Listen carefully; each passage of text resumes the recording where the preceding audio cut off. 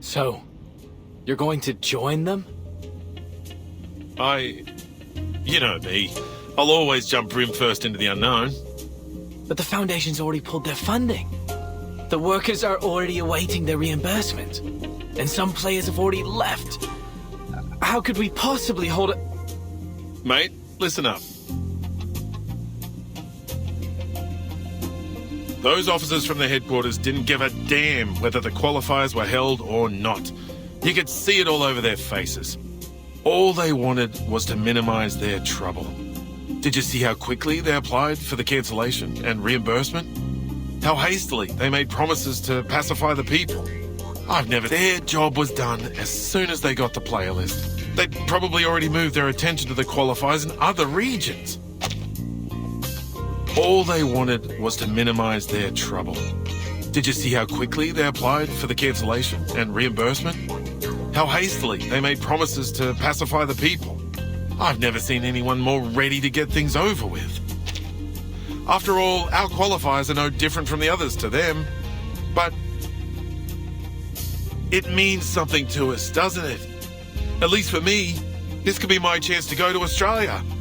My very nature wants me to run free on the Red Land, to holler out, forget all my troubles. I think that's what we all want. In the heat of competition, people are at their best, their most pure. Think about it, mate. You're not the only one who's put a lot of effort into this machine. It hurts me to see it rotting the office too. If you're really going to give up because of a few words from an authority, then as your partner, I have to tell you, don't ever let anyone deny your achievements, including yourself. All right, calm down, old chap. Mr. Fogg, the people want the qualifiers because they're for everyone. They provide each and every person with an equal opportunity to shine. And that includes you and me. Although, for us, it'll be more like a battle to fight.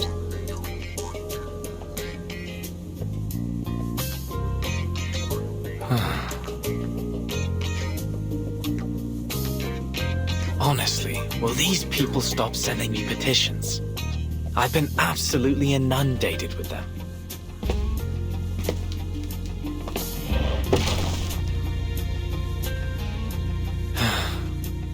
Fine.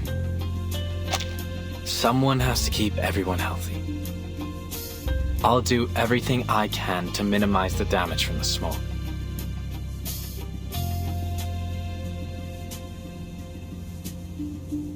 Don't worry. I'll talk to the relief center to sort out all of the paperwork for the event.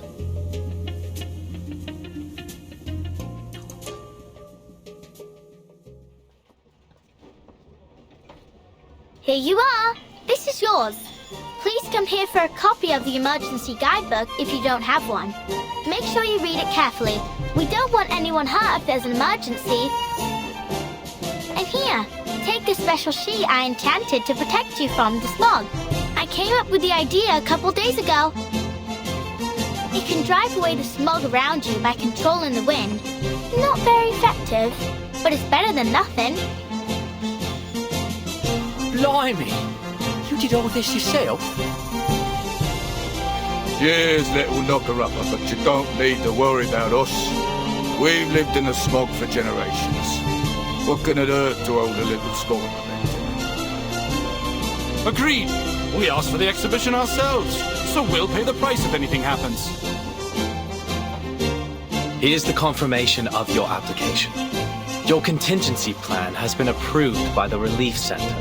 My colleagues and I will do everything we can to keep you all safe. As for the London air pollution auto-detecting purifier Mark III, I'll do my best to fix it. Next, we'll gather the athletes who have yet to leave the city and hold a small exhibition here. Of course, it won't be an official event, but at least it'll give an opportunity for the athletes to demonstrate their hard work to a group of spectators. I'm sure they'll be a great source of inspiration for the people of London as they cheer on their favourite athletes. Oi, Mr. Fogg, I brought you this. It's Mrs. Brown's leek and potato soup with bread and butter. Oh, Mrs. Brown. Please give her my thanks. Has everyone eaten? Yeah. Mrs. Brown, Mrs. Jones, Ben's son and I have been cooking since 4 in the morning to get food out to everyone. But it still ain't enough. Almost everyone in the neighborhood's coming. All right, I have to go make more soup. See you later. Hey, what's that you got from the knocker-upper? An enchanted sheet, apparently. She'd tell me to blow it when I need to use it.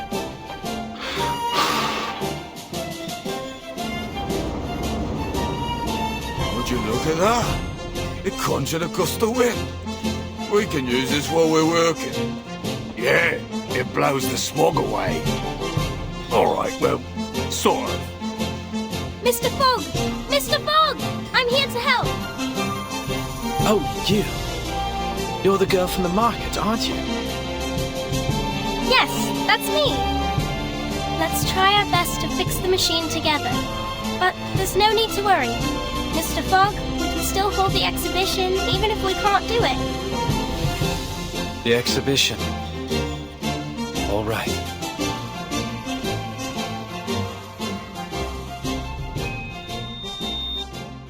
Next, introducing the London Uluru Exhibition Games. So far, 28 players have registered for the 6-day event, which will host one sport per day.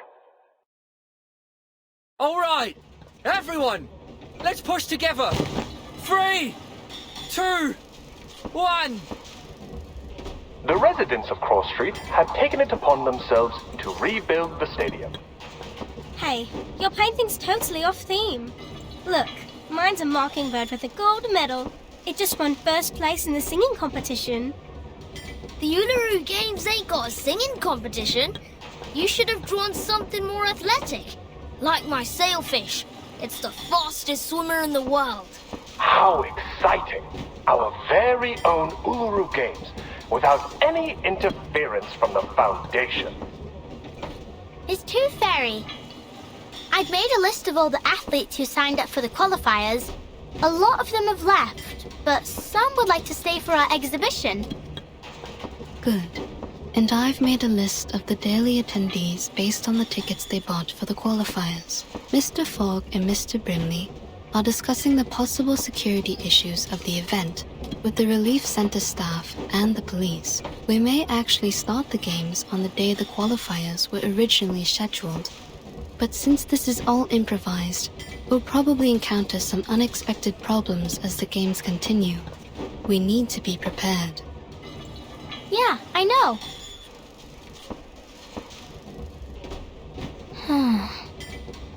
Thank you, Flutterpage. It must have taken a lot of effort to make the athlete list. You've done an excellent job.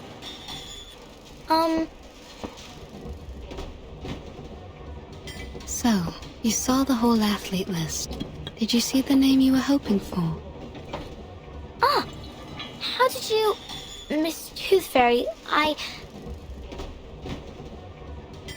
Flutterpage! Flutterpage! Come here! We need you to explain to the Relief Center how your little sheets work.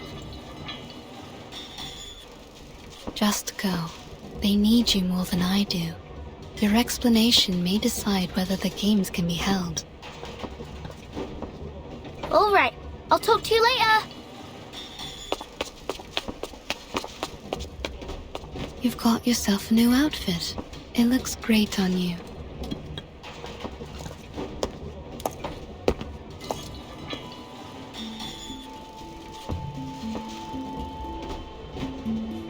Oh, I like your coat too. Thank you. My grandmother had one just like it. She died 2 years ago. Had a proper sweet tooth too. We'd have got along well.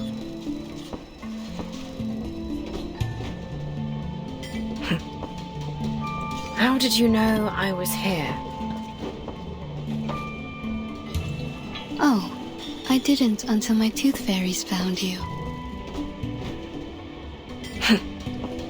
So you have a whole jar of scapegoats who can take all the blame for you? How convenient. You've pulled yourself together, haven't you? Even your sarcasm has become bitter again. So, why are you here? Just getting some fresh air.